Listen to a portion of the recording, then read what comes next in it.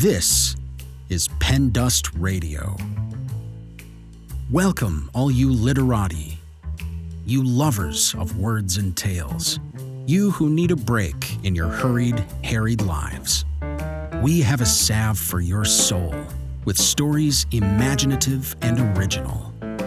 Short stories, riveting fiction, and wildly creative nonfiction. PenDust Radio. Definitely not the same old story. Please visit us at pendustradio.com. This podcast is a production of Rivercliff Books and Media. We publish literary fiction and creative nonfiction. Learn more at rivercliffbooks.com.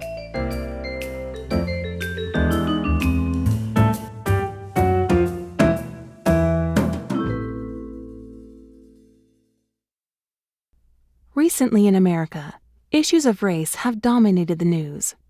This short, powerful essay is a reflection on all of the small adjustments and considerations Black people make to keep themselves alive, what author Andrea Thornton Bolden calls correcting for whiteness. Andrea Thornton Bolden is a television writer. She lives in Sherman Oaks, California, near Los Angeles, with her husband, Earl.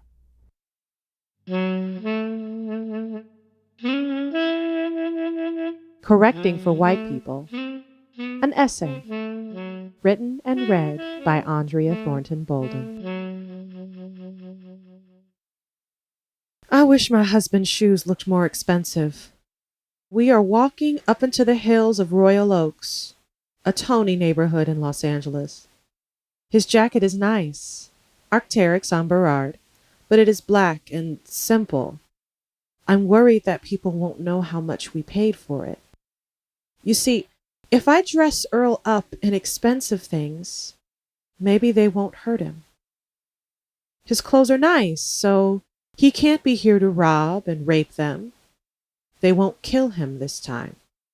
So I dress up his paper doll in my mind's eye with loud Jordans and designer joggers, the kind of clothes he hates. Because if he looks valuable, maybe they'll think he is valuable, that he belongs there among the mansions. They won't chase him down like prey, thinking he's the predator. Today, we are hiking the Westridge Canyon Back Trail. The best part of quarantine is all the walks we take together now. Sometimes I walk without him. Sometimes he runs without me. But I don't like it when he goes out without me. They see him differently when he is jogging down the street alone. They tense up. If they see a pretty, smiling wife with him, their eyes soften. They smile and wave. I make them comfortable because surely a monster could not have such a wife. I am a totem of respectability. My father told me a few years ago not to let my younger brother, then a big grown man of infinite height, out of my sight when we travel together. He can't go anywhere without you, Daddy said. But I'm the girl. Shouldn't he be protecting me? Daddy looked at me like I was stupid. They don't look at you the way they look at him. And that was my initiation into the art of totemic defense. Don't hurt him, please. Can't you see that he is loved? As we hike the Westridge Canyon Back Trail, it is gorgeous. We are up early enough that there are people nearby, but still plenty of space for social distancing. Most wear masks, but some don't.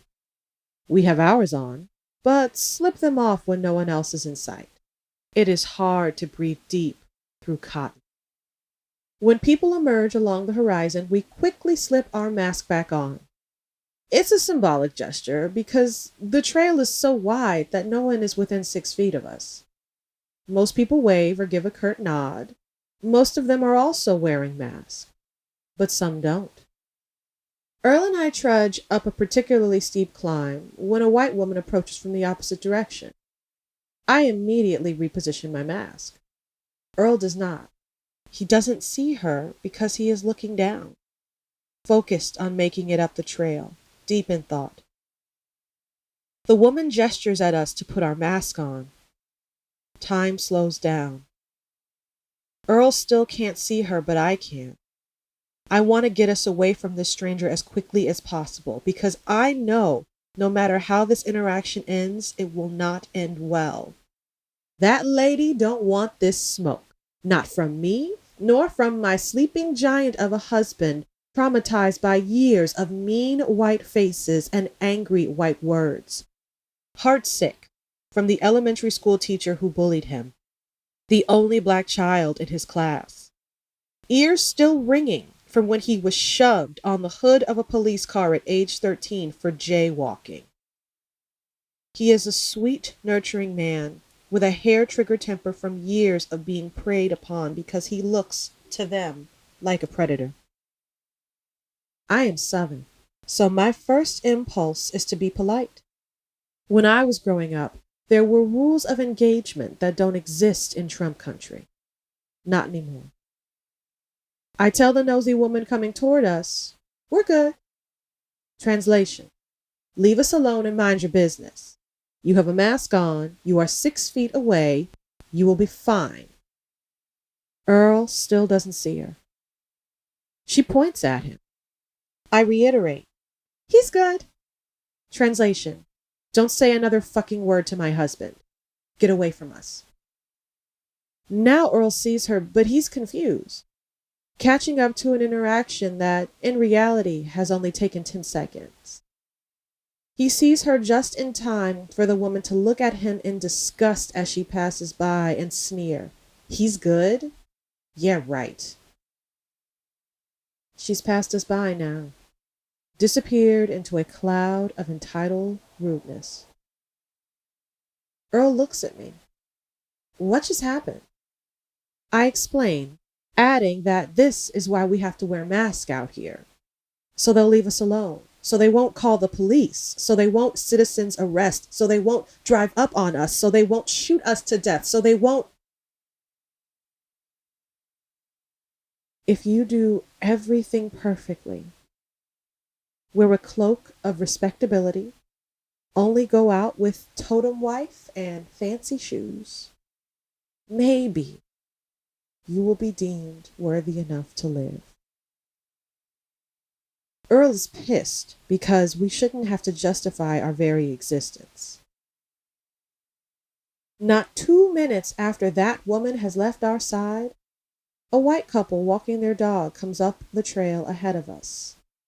They are not wearing masks. As they smile and wave at us, I wonder if that rude woman would have admonished them too. It is a foolish question. We see that same woman one more time on the trail, but she must go down a different path to avoid us because we don't see her again after that. When we leave, I look back at the trailhead, waiting for her to reappear, salty pillar that I am. I won't be polite if we encounter her again. But, thankfully, she's gone, and I don't have to act outside of my character. As we drive back down the hill, we see 2 cop cars. I am anxious. Earl has moved on.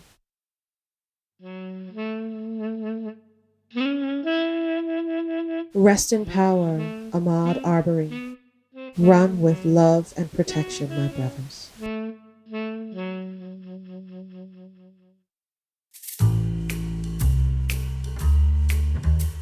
This essay is copyright 2020 by Andrea Thornton Bolden.